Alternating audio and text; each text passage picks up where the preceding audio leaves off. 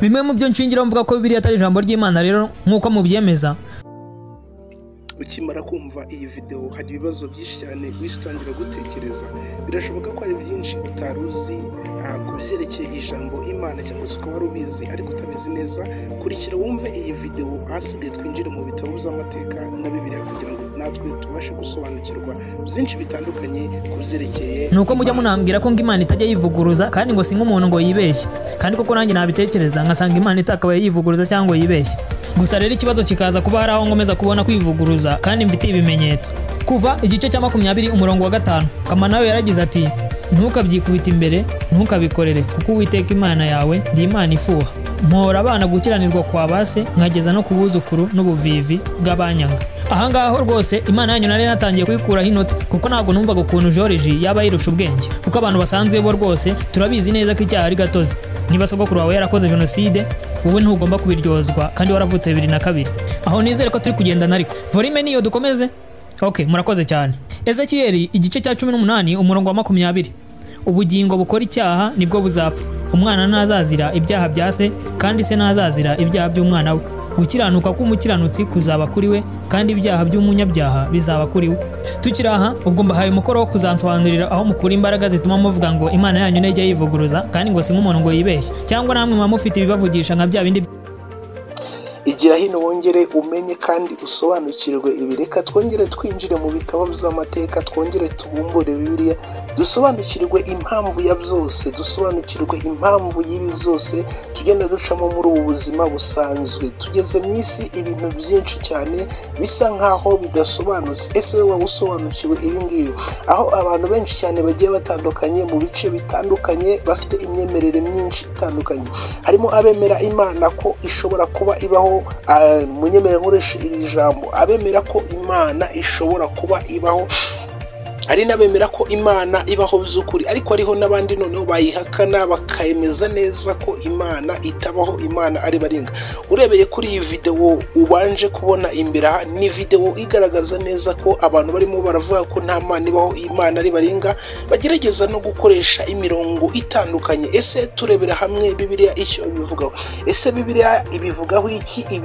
Igaragaza gute ku bantu bemera Imana, ku bantu batemera Imana? Ese mu isezerano ryakera aho Bibiliya yo yaba ibivugaho iki? Ndagira ngo wigire hino twongere turebe neza, usobanukirwe umenye impamvu ya byose. Wakwibaza ngo ese ibi ngibi kera byabagaho? Wakwibaza ngo ese cyangwa ibi ngibi bitangiye kuzuba? Ndagira ngo nkubwire ko Bibiliya igaragaza neza ko igihe cyo kwihakana Imana ntabwo ari icya none. Ntabwo ari icya none kuko Bibiliya igaragaza ko kuva na kera hari abantu bemeraga Imana, hariho abemera Imana n'abataremeraga Imana. Ariko mwene data reka twinjiremo neza tugende tumenya akantu ku kandi, tumenye ngo ese koko Imana yabibaho? Ese koko Imana ibaho? Ese koko ibi ngibi byo wumvise muri iyi video byaba ari ukuri? Ese bo bashingira kuki? Ndagira ngo usobanukirwe neza. Ese abakoresheje iyi video bo bashingiye kuki kugira ngo batangire kugaragaza ko Imana ishobora kuba itabaho, ko Imana ari baringa? Harimo n'abagerageza gukoresha amagambo atari meza bagaragaza ko Imana ishobora kuba ngo itatekereza, ariko bivuze ngo mu mitekerereze yabo niko bashobora kuba bazumva. Nahoze nsoma inkuru zitandukanye zerekeye kuyobokamana aho bagaragaza ko hari ibyiciro bitandukanye. Hariho abantu bemera Imana by'ukuri, yaba amadini atandukanye yemera Imana, aho bigenda bigaragaza ibintu byinshi cyane bitandukanye. Bavuga ko bamwe bemera Imana kwibaho kandi bakizira ko hari izindi mbaraga zishobora kuba zituma umuntu abaho. Ese we nshuti mwene data wandike muri comment, wowe wizera ko Imana ishobora kuba ibaho? Wizera ko Imana ariyo yakuremye? Hariho abemera ko baremwe ariko harimo n'abemera ko bataremwe. Sinzi uburyo babitekerezamo, ariko mu ruhande rwabo nabo bashobora kuba bafite impamvu kandi zumvikana. Bagaragaza ko harimo ibihande bitandukanye, ibihande byizera Yesu Kristo bikamwizera nk'umwami n'umukiza, bikanizera n'Imana, ariko hakaba hariho n'ibindi bihande bitemera Imana, harimo n'ibindi bihande cyangwa se uruhande runaka rugenda rushidikanya ku Mana. Wumvishe iyi video nayo ndagira ngo usobanukirwe iriya video twabanje dukina iragaragaza ko uyu muntu ntabwo yemera Imana, ntayizera, nta nubwo yemera Bibiliya. Mbese muri makeya ikintu cyose kijyanye na Bibiliya agifata nkaho ari impfabusa, agifata nkaho yaba no gusenga ntabwo abyemera. Ugiye gusoma mu bitabo bya Bibiliya cyangwa se ugasoma muri Bibiliya, hari icyo Bibiliya ibivugaho. Bibiliya rero ibivugaho iki? Bibiliya duhereye mu isezerano rya kera, ndagira ngo duhere mu isezerano rya kera tugende duhuzahuza ibijyanye n'iyi minsi, itaba ari ya minsi cyangwa se iyi minsi Pawulo yajyaga avuga, ya minsi izaba igoye irushya abantu batemera Imana, abantu bayihakana ku mugaragaro. Ndagira ngo usobanukirwe neza iminsi dusohemo kugira ngo ubashe kumenya uko witwara, bitazarangira hari ibikuyobeje, bitazarangira hari ibigukuye mu byo wemeraga. Ijambo ry'Imana dusoma muri Zaburi ibice 10 ku murongo wa 4 havuze ngo iki? Aravuga ngo umwibone aravuga ati ntazabibaza ati mu bitekerezo bye, ati aravuga ati nta Mana ibaho. Bibiliya ibishimangira neza ikavuga ko umuntu w'umwibone ari we ushobora gutinyuka guhakana Imana. Ariko ndagira ngo munyumve neza, ni Bibiliya, ni ijambo ry'Imana rivuga ko umuntu ushobora guhakana Imana Bibiliya imufata nk'umuntu w'umwibone. Ndagira ngo nshuti mwene data, birashoboka ko nawe uri muri uru ruhande. Nimba uhakana Imana, ijambo riri muri Bibiliya rirakubwira ngo uri umwibone. Dukomeje no ku yindi mirongo kugira ngo tugende duhuzahuza ibyo bagenda batwereka, bagenda badusomera imirongo itandukanye itwereka, ishaka kudukomfirima ngo itwereke ko nta Mana ibaho.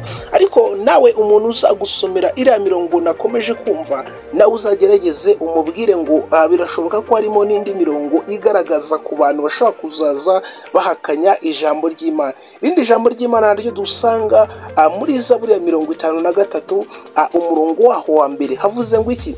Aravuze ngo umupfapfa aravuga mu mutima we ati nta Mana ibaho, ati bakoze ibibi nta numwe ukora ibyiza. Hano Bibiliya yo ibishimangira neza, igakomeza ikagaragaza ko umuntu wese uhakana Imana ngo aba ari umupfapfa, ngo ni umupfapfa kuko ari we ushobora kuba yahakana ko nta Mana ibaho. Ese nshuti mwene data mukundwa, wowe ubifata gute? Wowe ubitekereza gute? Ese nawe uri mu ruhande rw'abemera Imana?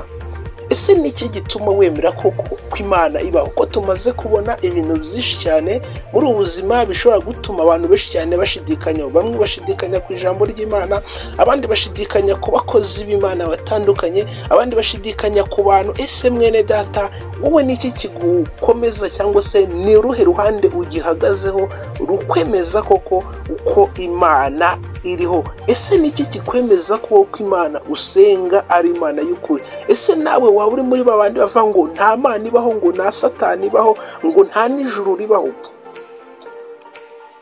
Sinzi uruhande uhagazemo, ariko uzagerageza utwandikire muri komenti utubwire ngo ese niki, cyangwa se utwandikire muri komenti utubwira uruhande uhagazeho. Ariko sinzi uruhande uhagazeho, ariko utekereze ko uruhande ukwiye guhagararaho ni uruhande rwiza, ni uruhande ruguha amahoro, ni uruhande rutanga ubuzima. Uruhande ukwiye guhagararaho ni uruhande rutuma ubana n'abandi neza. Ndagira ngo dukomeze duhuze ibi ngibi twumvishe muri iyi video bagerageza guhakana ko nta Mana ibaho.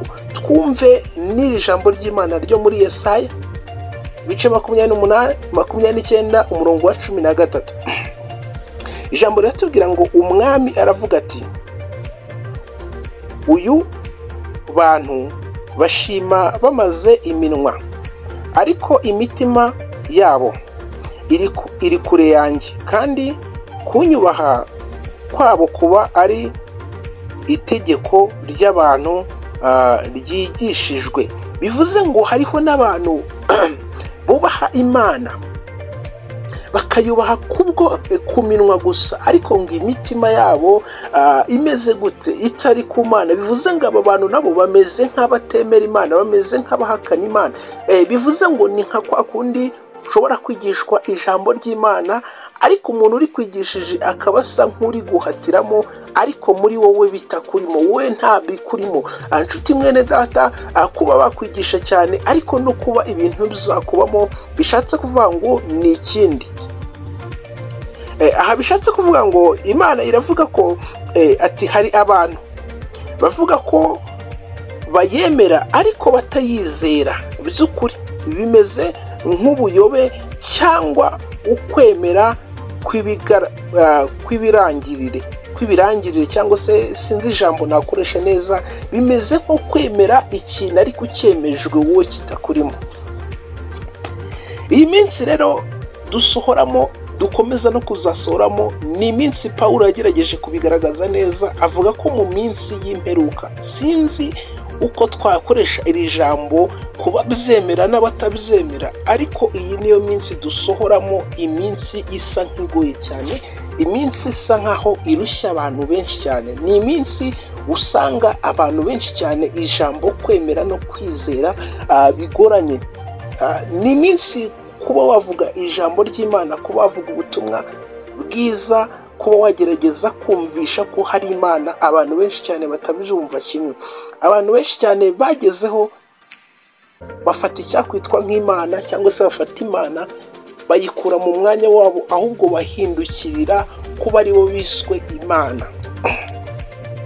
Ese nshuti mwene data, wowe ukurikiye iki kiganiro, we wari uduteze amatwi, ese koko nawe uri muri bamwe batemera ko Imana ibaho, cyangwa uri muri bamwe bemera ko Imana ibaho?